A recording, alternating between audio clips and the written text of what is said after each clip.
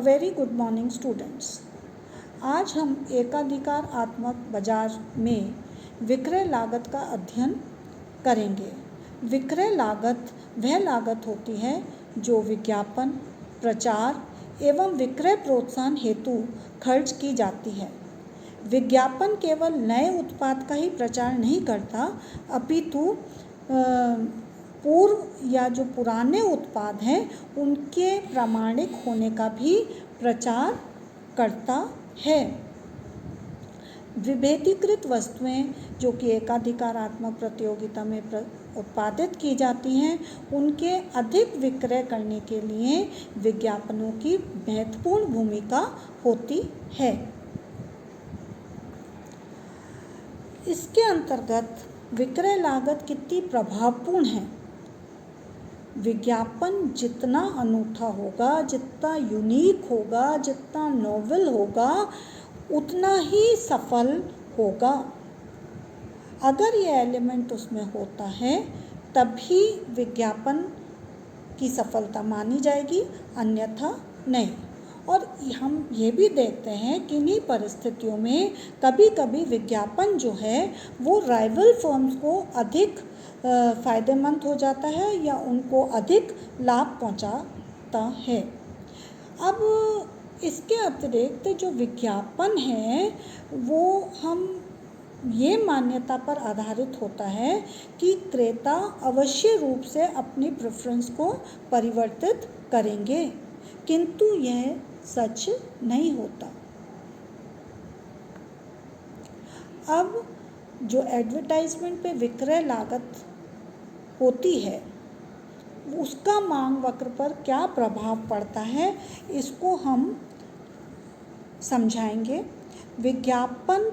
विक्रय लागत जो है, जो विज्ञापन और सेल्समैनशिप पर की जाती है ताकि क्रेता जो है वो अधिक खरीदने के लिए प्रेरित हो और साथ ही साथ कई नए क्रेताएं भी आकर्षित होते हैं, और फलस्वरूप जो मांग वक्र है वो राइट हैंड को विवर्तित होता है, किंतु उसकी मांग की लोच अधिक होगी, समान होगी या कम होगी, यह निर्भर करता है कि जो नए क्रेता जुड़े हैं उनकी क्रय करने की आदत किस प्रकार की है। निष्कर्ष रूप में हम कह सकते हैं कि जो परसुएसिव एडवर्टाइजमेंट है, जो प्रेरणात्मक विज्ञापन है, वो अवश्य रूप से न केवल विक्रय को बढ़ाते हैं किंतु प्रोस्पेक्टिव बायर्स की भी संख्या को बढ़ाते हैं। इसमें साम्य स्थिति का हम बताते हैं कि विक्रय लागतों के साथ साम्य उत्पाद को किस प्रकार से प्राप्त किया जा सकता है। जब विक्रय हेतु एडवर्टाइजमेंट्स किए जाते हैं और उन पर जो खर्च किया जाता है वो केवल उत्पादन को ही नहीं बढ़ाता, अपितु विक्रय को भी बढ़ाता है। यह चित्र में बताया गया है कि विक्रय लागत जो है, इसमें जो सेलिंग कॉस्ट है वो शेडेड एरिया के द्वारा बताई गई है। पीसी को जोड़कर, सेलिंग कॉस्ट को जोड़कर ATUC वक्र प्राप्त होता है जो कि एवरेज टोटल यूनिट कॉस्ट है। AR और MR आगम और सीमांत आगम वक्र हैं। संतुलन या MC बराबर MR है। इसमें उत्पादक का जो प्रमुख लक्ष्य है वो ये है कि उस उत्पादन स्तर का चयन करना जिस पर शुद्ध प्रतिफल अधिकतम हो। इस चित्र में जो शुद्ध प्रतिफल हैं वो प्रति इकाई तो PD हैं और कुल जो प्रॉफिट है वो PDFE है। इसको कुल आगम में से कुल लागत को घटाकर प्राप्त किया गया है, जहाँ कुल आगम जो है वो OMPF है, जबकि कुल लागत जो है वो OM DE है। दोनों के अंतर से हमें शुद्ध रिटर्न्स या नेट रिटर्न्स या अधिकतम लाभ प्राप्त होता है, जो कि FEPD है। इस चित्र को लिखित रूप में इस स्लाइड के द्वारा दर्शाया गया है। इसमें भी सेलिंग कॉस्ट का मांग वक्र और एवरेज कॉस्ट पर क्या प्रभाव होता है, ये बताया गया है। प्रारंभिक रूप से जहाँ OM उत्पादन मात्रा है, OP प्राइस है, वहाँ एवरेज कॉस्ट है और प्रारंभिक रेवेन्यू कर्व AR1 है। अब जब एडवर्टाइजमेंट किया जाता है तो उस पर सेलिंग कॉस्ट होने के कारण या व्यय होने के कारण लागत वक्र ऊपर की ओर विवर्तित होता है। नया लागत वक्र ACA1 है और मांग वक्र भी सीधे हाथ को विवर्तित होकर AR2 प्राप्त होता है। इसके बावजूद भी अगर और विज्ञापन किया जाता है और विक्रय लागत बढ़ती है तो सेलिंग कॉस्ट कर्व ACA2 होता है और मांग वक्र भी और आगे की ओर विवर्तित होके AR3 होता है।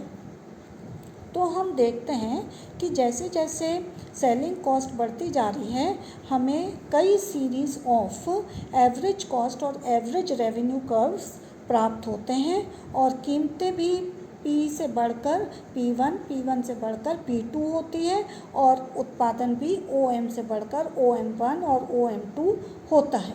किंतु ये कई जो हमारे सम्मुख या उत्पादक के सम्मुख जो ये कॉस्ट और आगम वक्र हैं, इन्हीं में से उसको एक का चयन करना पड़ता है और ऐसे का चयन करना पड़ता है जहाँ उसके जो नेट रिटर्न्स हैं या जो लाभ है वो अधिकतम हो सके।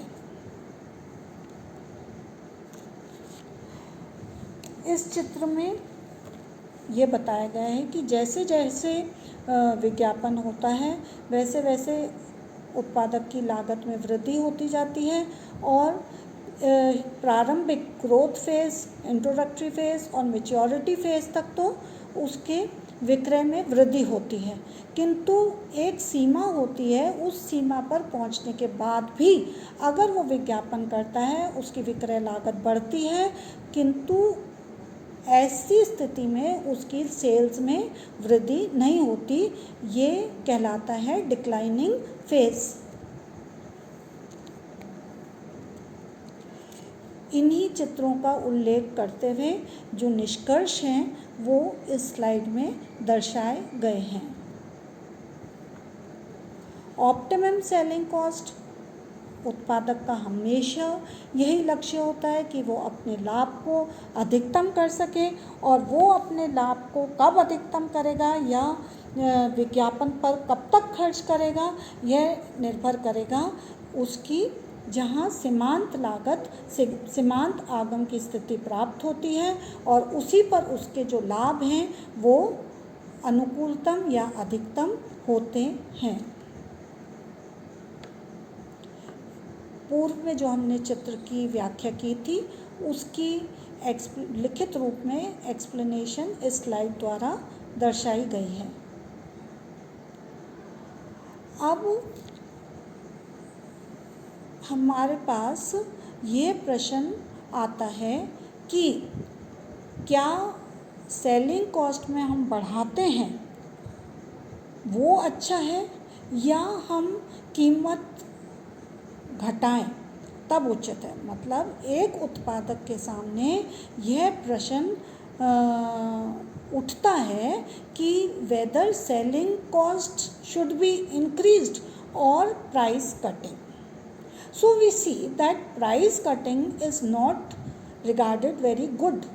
It is regarded unethical and it is a crude method which snatches away the customers by retaliation proceeded by the rival firms.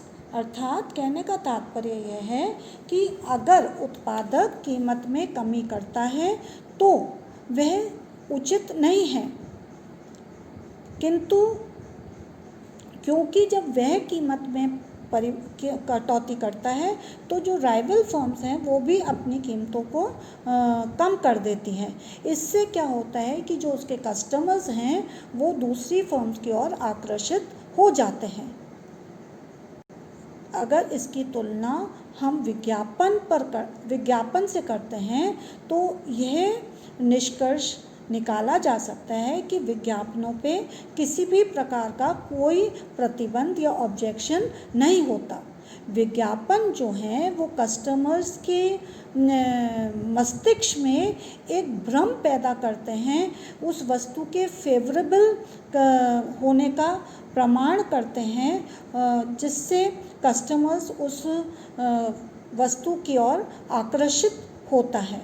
और निश्चित रूप से हम कह सकते हैं कि जितना अच्छा विज्ञापन होगा विक्रय उतना ही अधिक होगा, और जितना अधिक विक्रय होगा वस्तु का लाभ उतने ही अधिकतम होंगे।